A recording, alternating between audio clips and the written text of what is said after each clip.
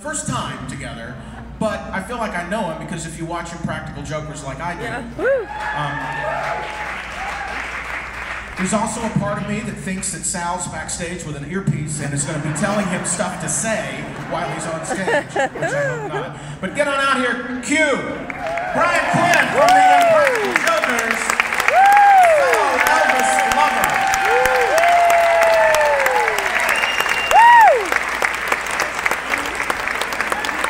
I want to check you for earpieces. No, just me, just me. Okay. It's nice that I had to follow a living legend. Yeah. You know, that's good. I actually messed up the Stamos thing because I wasn't gonna follow Uncle Jesse too. Well, yeah. It's like, I mean, how much do I have set against me? I gave you a buffer, and we didn't get the buffer to move. That's all right. We're here though. I mean, I'm sure these people are excited to hear what I have to say.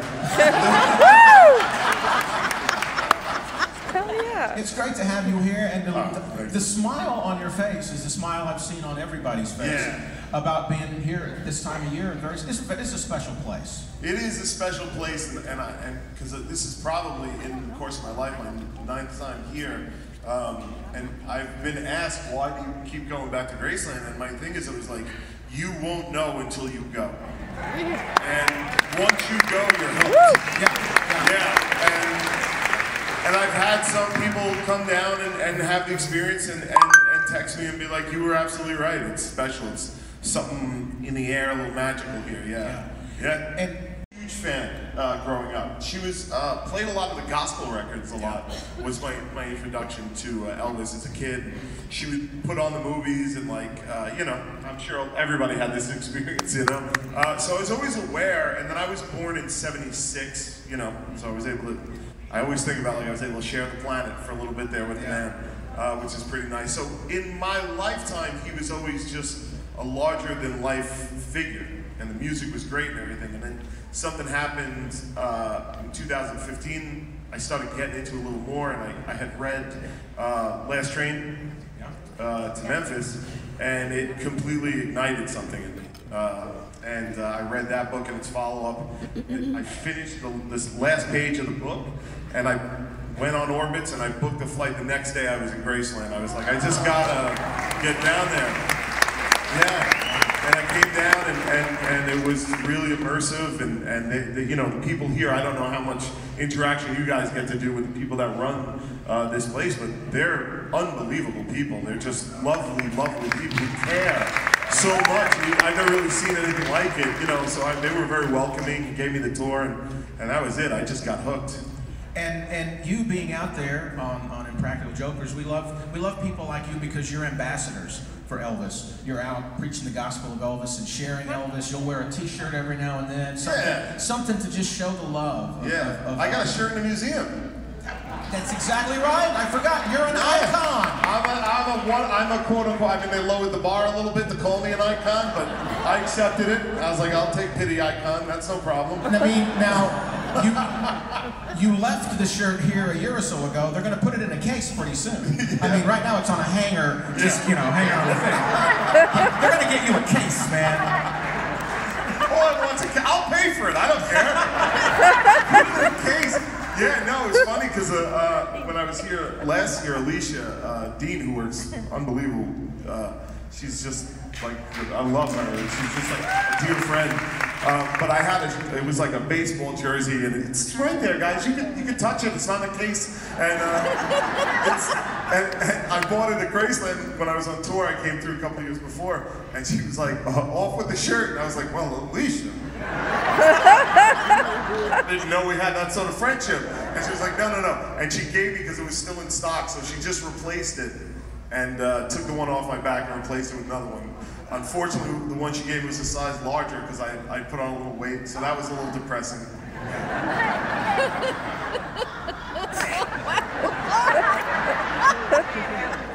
You know, I always say that the camera adds 10 pounds, and there's 7 cameras on me. Yeah.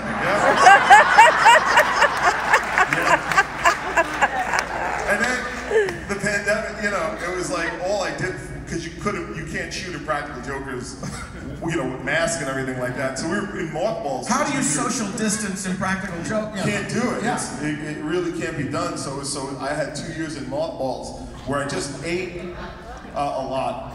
And then also, like, you know, I just turned 46, so, I don't know, maybe some of you guys know that's when the metabolism really starts slowing down, so I just started getting, like, fun, you know. Yeah.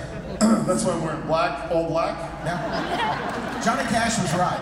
He was right, but he was also thin. He didn't need it. I know. Yeah. I also suggest the vest. I just look sharp. Let me tell you, in the next decade or two, man. That's what it really. Oh, let me tell you. That's what kicks in. I know right now that when I get up to say goodbye, that I'm gonna hurt. Kind of thinking about it.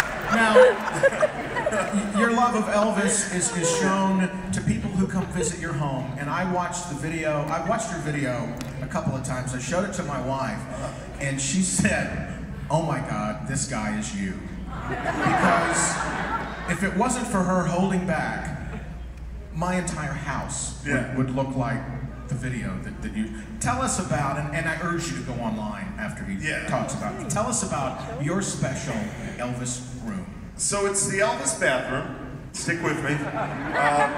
And it's a room. I wanted to do something for Elvis, right? And I had this poster from the 70s, and it's all tattered. It's the Aloha. It's very famous. Yes. It was one of the biggest selling posters. It was like Farrah Fawcett in the 70s, and this Elvis poster. Yeah, and that is an original too. That wasn't a reprint. That was on my friend's door her whole life. So I took it from her, and I got it framed in this ornate gold frame. It's beautiful. And I painted the room purple. And all the tile all throughout in the shower is gold lame, which is kind of really cool, but also really expensive, I found out. Found out the hard way on that one. And the light looks like a crown, and then I know right now you guys are saying, well, Brian, so far this just sounds like a purple bathroom with a poster in it, but this is where it gets genius. So, you guys remember when I brought up Staten Island before? Yeah, Staten Island! Right. Thank you. So, the Staten Island Advance was selling off their archives of photos, and I had bought, so they used to have a Miss Staten Island beauty pageant, which for some reason they don't do anymore, I don't know why, and I went and I bought the archive photos of all the Miss Staten Island pageant winners from the 60s all the way up to when they stopped doing in the 80s, and I had those framed in gold ornate frames, because I wanted Elvis just to be surrounded by beautiful women. So now you walk in the bathroom, and all the faucets are gold, the shower things are all gold, and it's a beautiful bathroom, but like, there are tons of, quite frankly, hot women in there with Elvis. Yeah. My nephew, who is 11, loves him. Still has that bowel problem? Yeah, will not, for some reason he's always in there, I don't know.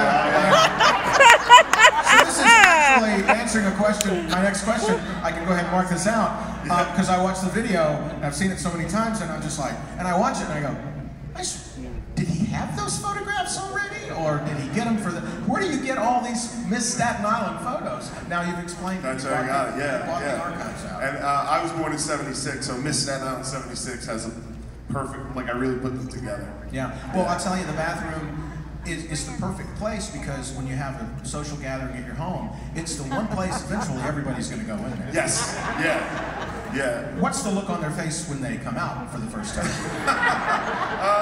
My friends are like, they're just surprised the rest of the house doesn't look like that. Exactly. It's really, because I got a lot of Superman stuff too. But no, they love it. You see it inspires them. Like I think I'm really getting people to rethink bathrooms. Yeah, like it's not just a place to do number 1 and 2. Like you can have some fun in there. You can do 1, 2, 1, 2, 3. We should do a show together. Bathroom renovation. Oh, how great would that be? You and I just doing, and they're like, why you? What are you two? And I'm like, I paid some guy to paint the bathroom purple, and Tom asked me a question about it, and that's how we got here today. Less things have sold. Yeah, I've seen it. I'm on one. You know?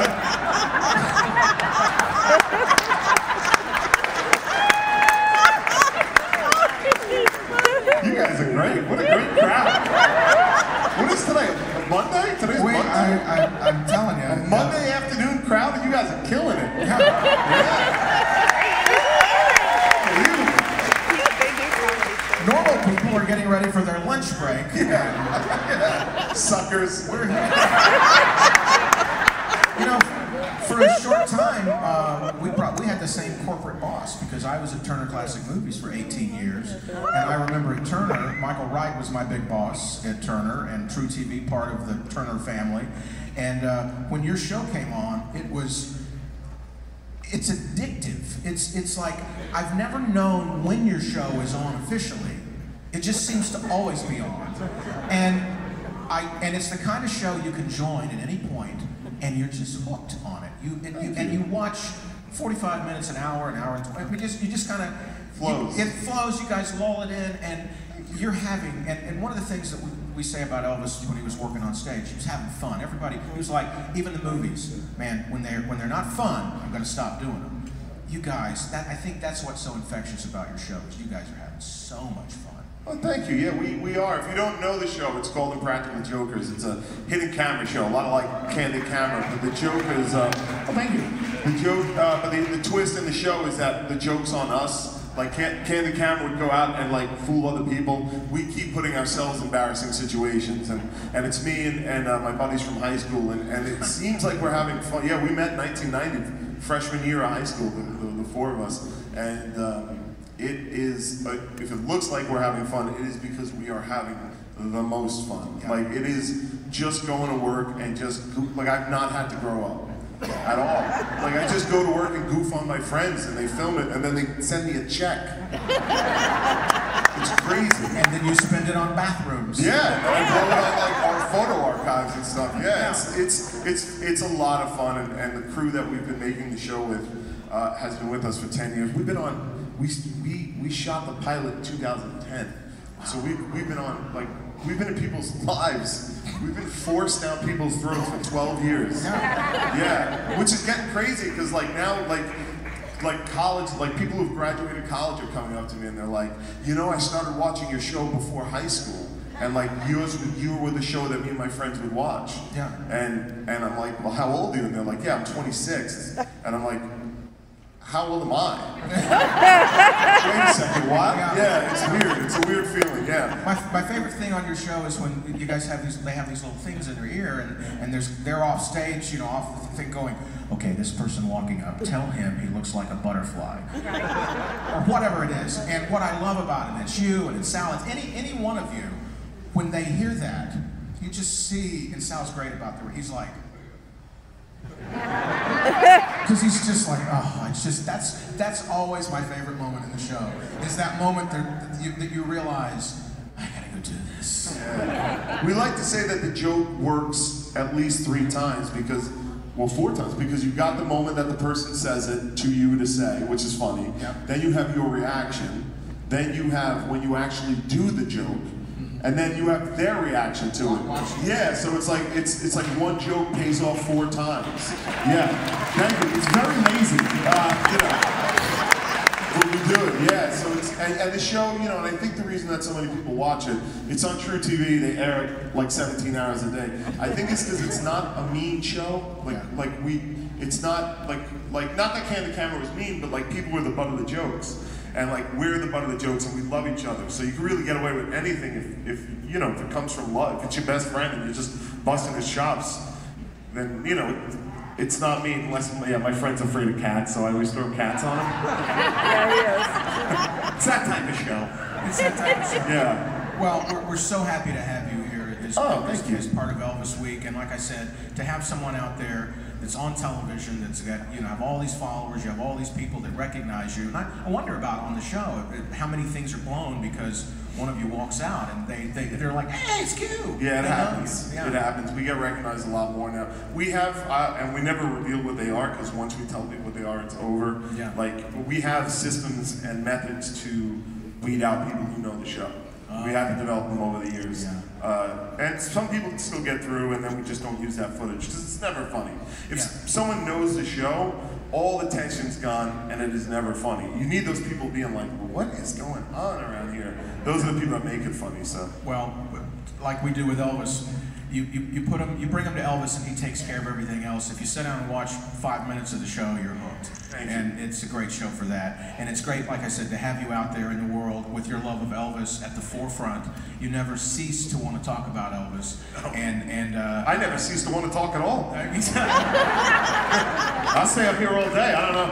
When you have my job, you love people like that. But it's great to have you here. It's great. I've heard a lot about you from the EPE staff about what a big lover of Elvis that you are, and I wanted the fans to be able to have a chance to meet you. And thanks for having me. You'll be around, and I'll be around. Talking to people. Photos. I'll be at the vigil tonight, paying my respects. So I'm around. So say hi. It's a special place. Yeah, it really is. It really is. And I'm very grateful to be part of the family here, and that's what they make you feel like, part of the family. It's really quite special. So thank you for having me. TCB. TCB. There you go. Woo!